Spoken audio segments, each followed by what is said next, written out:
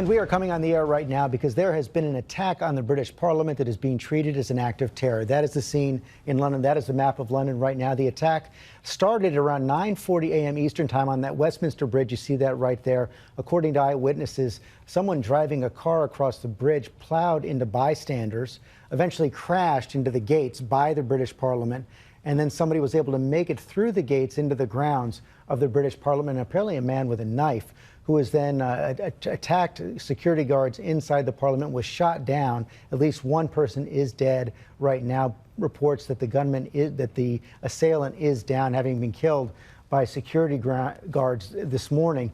The entire Parliament, the entire British Parliament, is on lockdown right now. That is the scene on the Westminster Bridge heading into the Parliament where the attack began.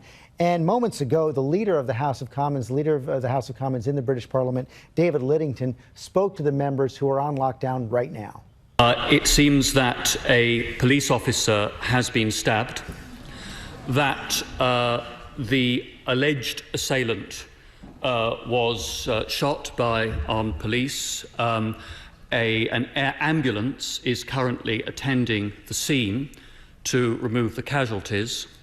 There are also reports of further violent incidents in the vicinity of the Palace of Westminster, but I hope colleagues on all sides will appreciate that it would be wrong of me here to go into further details until we have confirmation from the police and from the House security authorities about what is going on.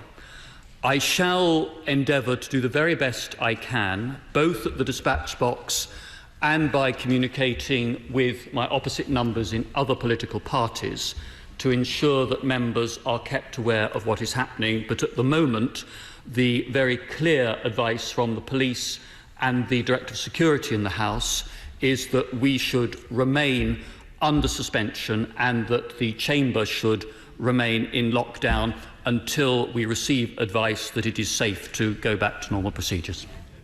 Our correspondent Alex Marquardt is on the scene in London right now. Alex, you're across the bridge there from the Westminster Castle, the Parliament. We just heard that the Parliament remains on lockdown, so police are not confident yet that this entire incident is contained.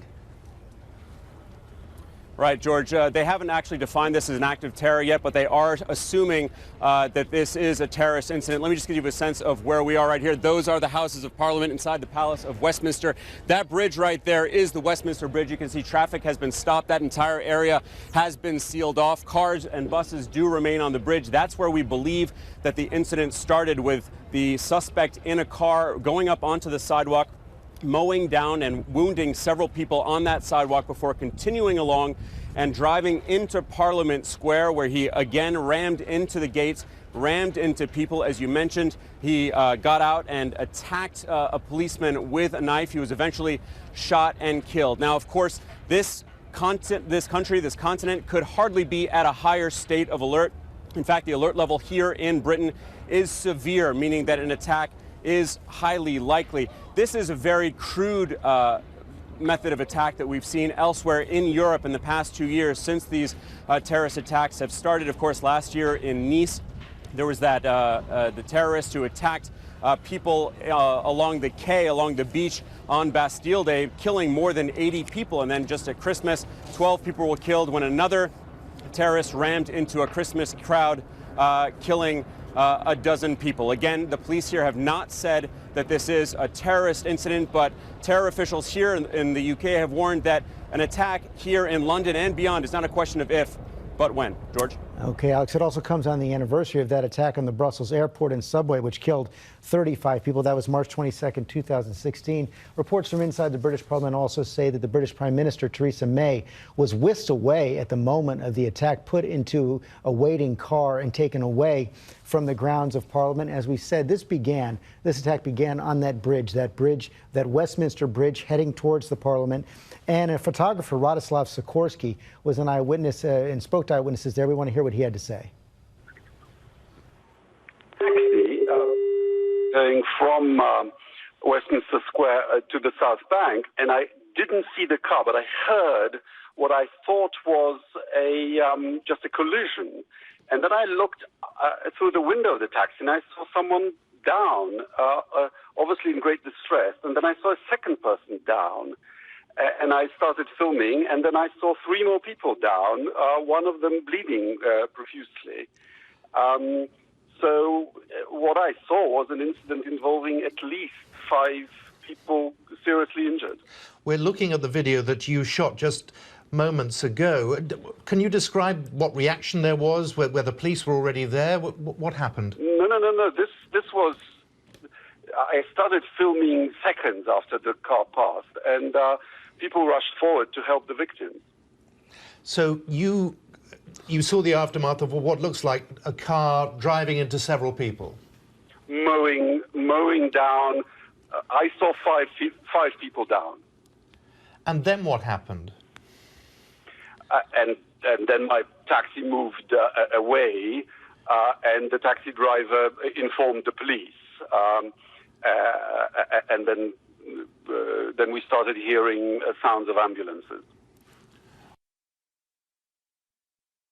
It's on the bridge there, Radoslav Sikorsky, and that's the video. He saw at least 5 people mowed down by that vehicle.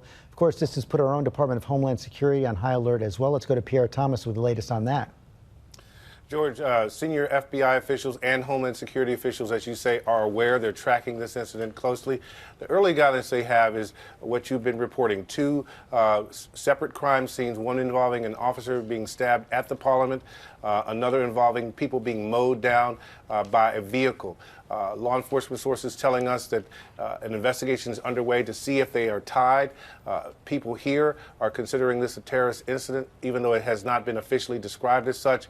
Law enforcement officials deeply concerned, given the close working relationship that we have with the British government. And we are also being told now that police here in New York City are increasing security at several high-profile British targets here in New York City. Cecilia Vega, at the White House, the president already has been briefed by his national security advisor.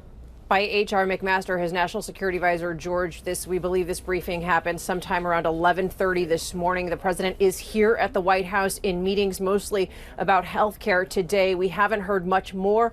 We have reached out to senior White House officials to find out exactly what the president knows and what the reaction from the White House is and will be. The president did make a brief comment about this in front of cameras today. They were in the room for these meetings on health care, and the president apologized for being late to women in the room, and that he said he was being briefed and was apologized that he was dealing with that situation there in London. But George, as you know, day 62 of this presidency, and this would be perhaps one of the first large-scale terror attacks, if that ends up being what this is, that President Trump would have to respond to here. Okay, Cecilia Vega, and our chief global affairs anchor, Martha Raddatz, also with us by phone right now. And Martha, this of course comes on the heels about 24 hours after the United States and Great Britain both announced a ban on certain electronics coming from direct flights from majority Muslim countries.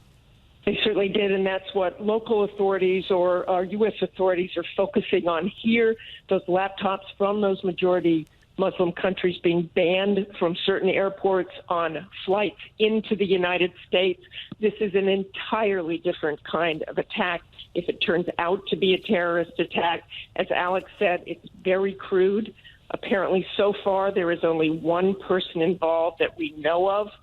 But whether there are others is what they're addressing right now. That's why that area is on lockdown, and they continue to bring in ambulances and other authorities. Again, the British Parliament on lockdown. Thank you, Martha Raddatz. The British Prime Minister has been taken to a secure location. A terrorist attack, being treated as a terrorist attack in London this morning, about 5 hours ago. At least 5 people seen injured so far. That number could climb as well. It appears, according to police reports, that the assailant has been killed inside the grounds of Parliament. We're going to stay on top of this all day long, and we'll be back with special reports as we get more information. I'm George Stephanopoulos.